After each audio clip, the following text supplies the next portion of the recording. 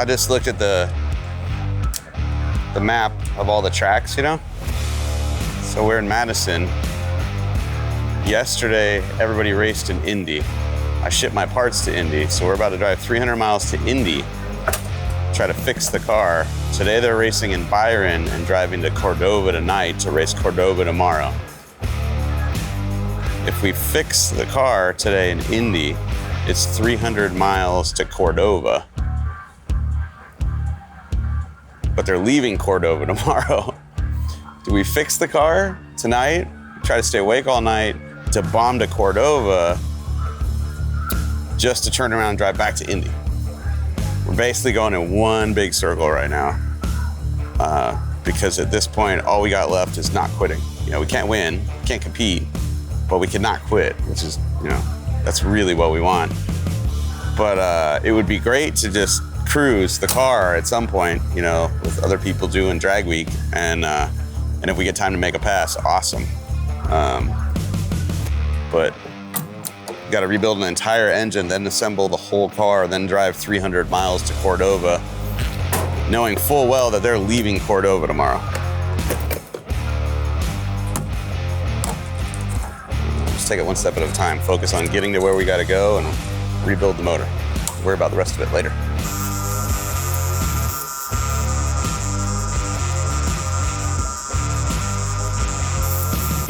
Here's where things get real interesting. We drove from Madison, Illinois, down to Brownsburg, Indiana, which is Top Fuel country. Most of the big Top Fuel teams are based out of this one small town.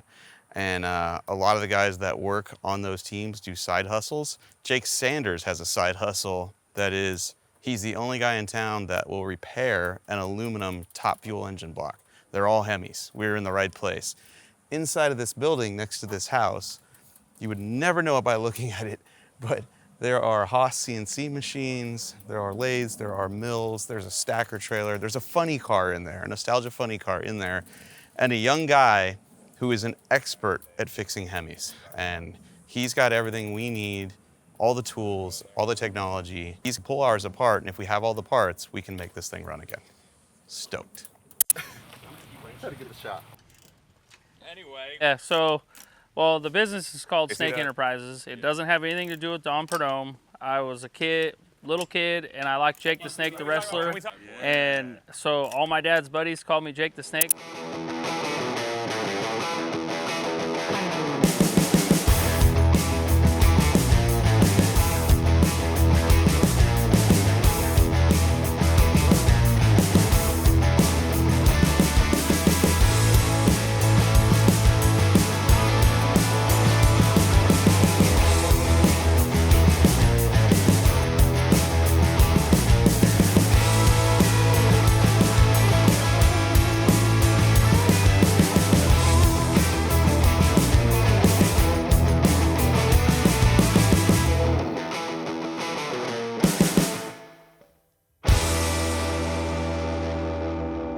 Now that every piston and rod are out, what we're doing as long as the rings move, making sure the rings move, and then grabbing the rod and the piston and making sure you can't twist the rod on the wrist pin, because that would be bad. Making sure everything moves freely, looking at the bearings to make sure they're just not absolutely destroyed, and it really doesn't look like they are. Some of these bearings look great. There's a few that look like they had some trash go through them, but I think we can just gap some rings and put this thing back together. So it took us about an hour, I think, to get the car in here, get the engine out, and get the pistons out. How quickly can you guys work in an hour? Like, how much do you accomplish in an hour? you need to be back running again and on the starting line. In an hour? In an hour. So you guys will roll a Top Fuel dragster funny car into the pit, and in 1 hour, motors out, heads off.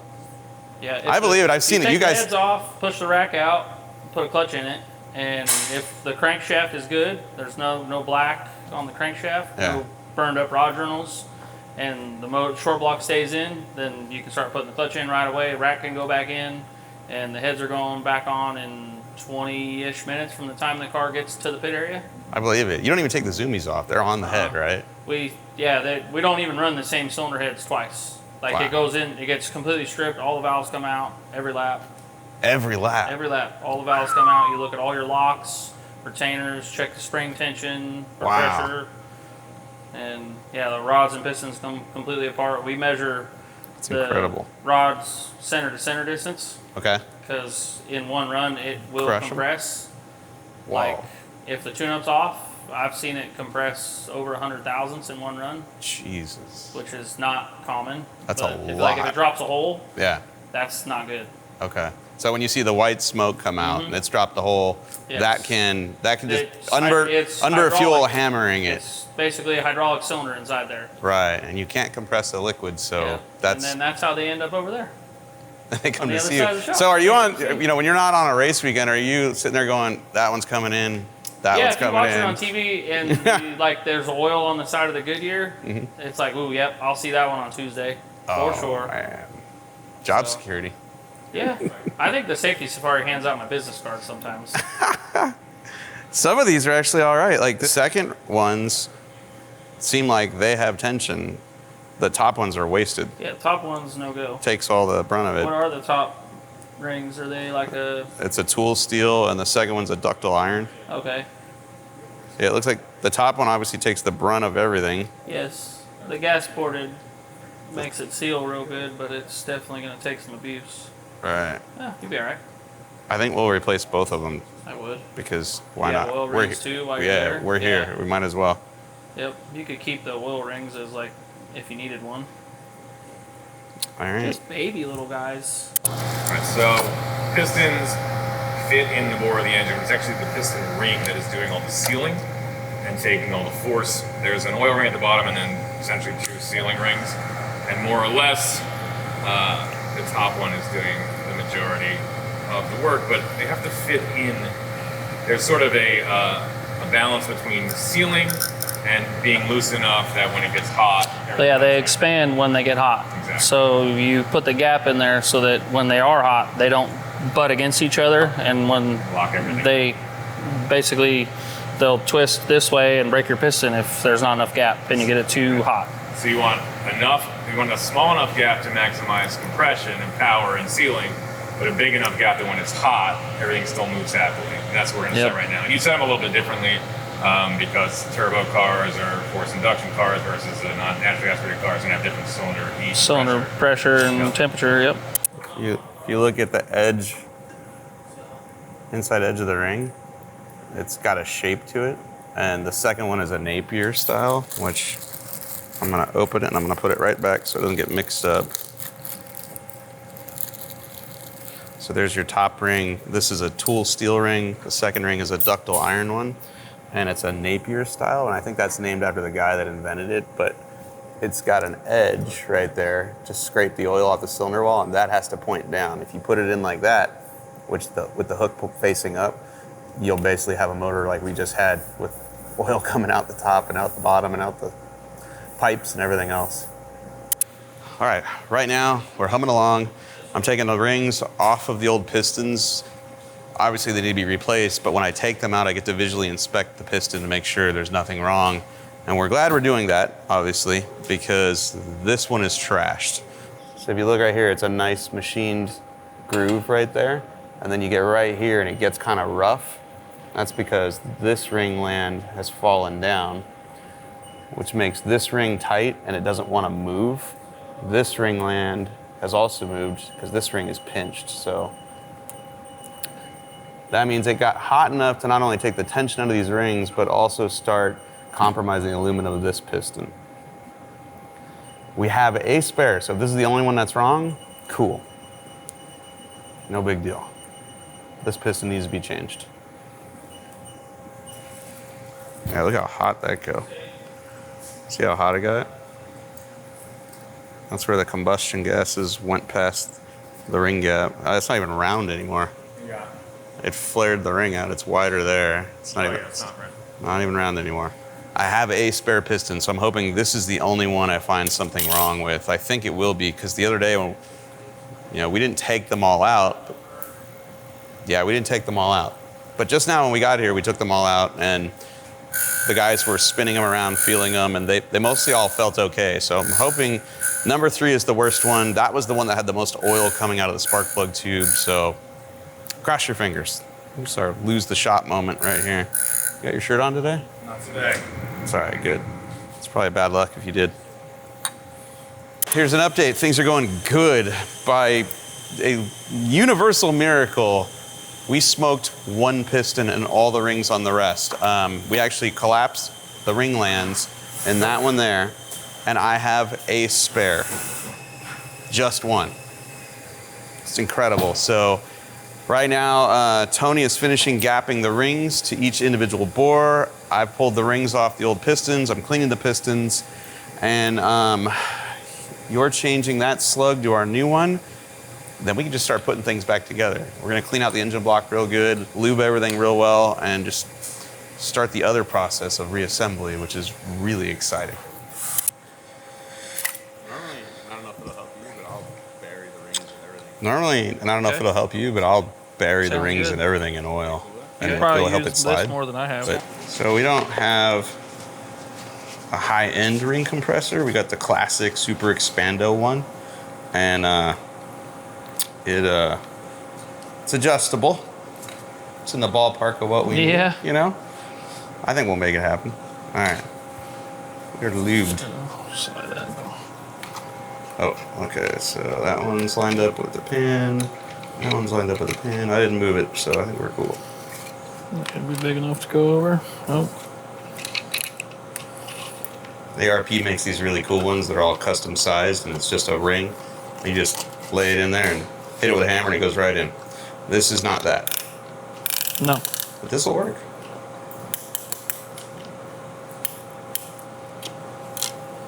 Should be. Okay, right? I'm gonna let go of it. Okay, I got it.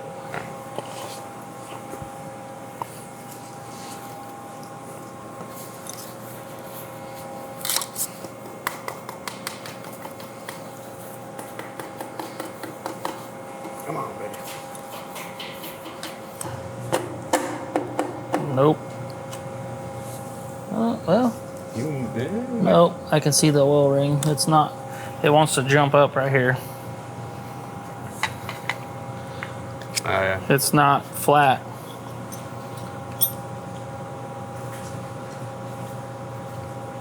You gotta loosen it a little bit. Yeah, loosen it up some. Yeah, rotate it.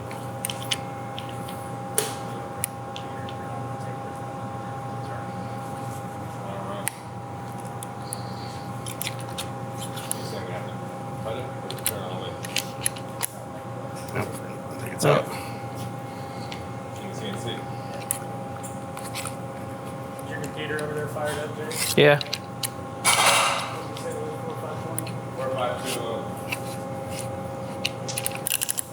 You sure about that, Finnegan? Hold on, let me double check. Pretty sure that's what it is. If not, there's a pair of calipers floating around right here. I don't know. I'm not convinced that this isn't the night. This is for. The problem is this wire sticks up, and it's not allowing that ring compressor to get flush with the top of the sleeve, so the ring pushes out before it goes inside the sleeve. So we're gonna make a billet aluminum one that registers down on the ID of this, that basically makes it to where there is no gap for the ring to jump out.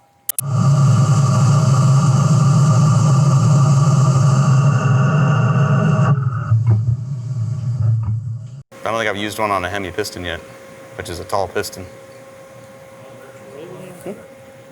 They busted out the CNC, wrote a program, and made one, and it needs a little tweaking, but it's 9 o'clock at night, and I don't know what the next move is here. I've almost run out of parts to clean. The intake's cleaned and scraped, the heads are cleaned, head studs are ready. If that thing works, this thing just falls together quick. Now we can build a motor. You got it? Yep. Success.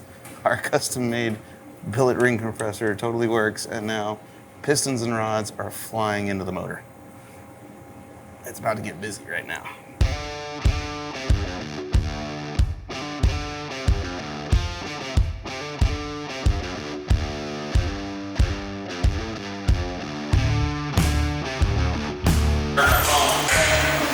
I go over, sound efficient from quality neighbor. He works at the Speedway Museum. I wonder if I met him. Was there a week ago? You might have. Tall skinny guy? I met him. Okay. Yeah. That's fucking neighbor Bob. That guy's cool. I'm surprised you didn't stop. We were just there. That's Bud Light Bob. We were literally just there a week ago. Yeah. He called one Saturday. He said, hey, what are you doing? Come down, Jake. Let me get this straight up. All right. That place was sick. Yeah. Sit in there. Good. What's the name of that movie they were playing? Keep going. Oh yeah, we were watching that for a minute. Maybe. You get deep. So he called on Saturday. We got home. Sort of shot.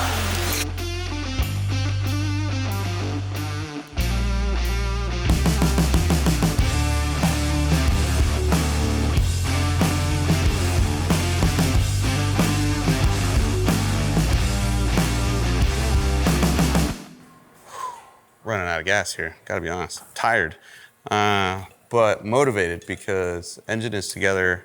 It's almost ready to go in the car. We're gonna put the valve covers on next and then hoist it in the air with the forklift and put the clutch on. Before we do that, let's talk about spark plug tubes. Because we talked about these earlier, we modified them. I don't know what happened, but at some point we had two that just were completely blown out. That's what it should look like because the gasket of the spark plug bottoms out in here and holds the tube and helps seal it. We have one, this is number 3. This is our worst one, the one that was puking oil out everywhere. That one is completely exploded out. And I'm sure I'm the one that did it. I don't know how I did it, but we needed new ones. So Sean Dill brought these over to us. Also the gaskets we needed to put the engine together. So for that, I'm very thankful. And we're gonna replace our 2 junk ones with the 2 freshies and then put the motor in the car.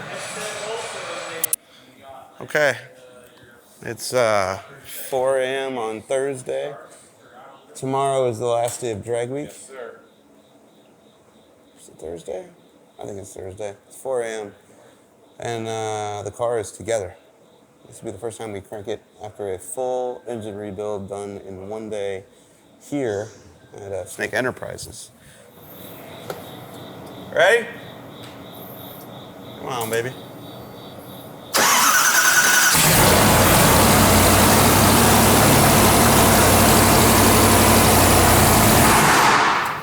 That ain't good. What's up? That wasn't good or normal. Did it backfire? Like no fuel. I put fuel in the tank. Are these run right? It's got fuel pressure. Did it just backfire? Through the pipes.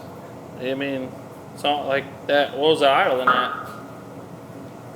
What? Was it idling too low? No, that was I don't know. high. I wasn't even looking at that. Try it again. That's weird. I mean, it might not. Did it backfire? I heard something. Shut off weird through the exhaust. Like it didn't backfire. Like the belt's not loose, so it didn't try to run backwards. Timing could be a little wonky, but it sounded pretty good.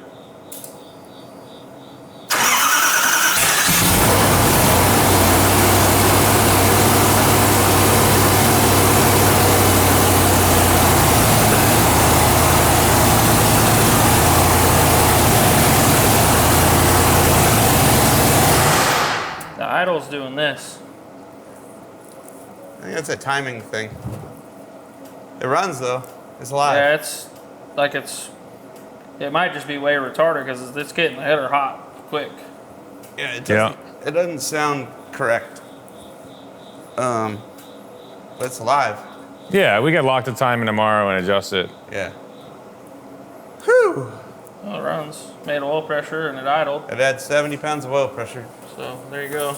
Hell yeah. First start. We ain't ever had one start here in the building that leaked on the first warm up. Is that right? Thank you. Record holds true. Boom. Oh man. I'm dead. So we got a little tweaking to do, but we'll do it. Plug the laptop into it tomorrow. It looked like the crank trigger was probably going to be on the retarded side, like it was going to be around 22, 20 area. So just with the way everything operated, and there may have been a better magnet that might have been closer, but it was like this is one's. Just slide it up real quick and we'll fire it once more. You could I mean, don't you have to like? That adjusts the timing. Just loosen 2 bolts and slide. Yeah. I know that. Slide it. I'm aware. Sorry. That's fine. Yeah, go ahead. You were gonna ask a question. What was it? Not ask a question. My thing is that we're 100% sure we have the distributor in and synced where it's supposed to be. So if we have that, then all you need to do is get out the laptop, lock the timing at 15 degrees, put a time light on it, and then move that thing until it says 15, and then your timing map is restored. But if you want to bump it out the way for now just to get a feel for it, that's fine with me. Just go get some sleep. We'll fire it up again in the morning and Yeah. hang a timing light on it and make it Make it make it right. right, load it, and go. Yeah. See you later. I'm sure the neighbors will like that better. Yeah, same. Okay. Runs and It's alive. it's not. We're dead. Yeah. It's 5 in the morning, 4 in the morning. I don't know. Time to sleep. Bounce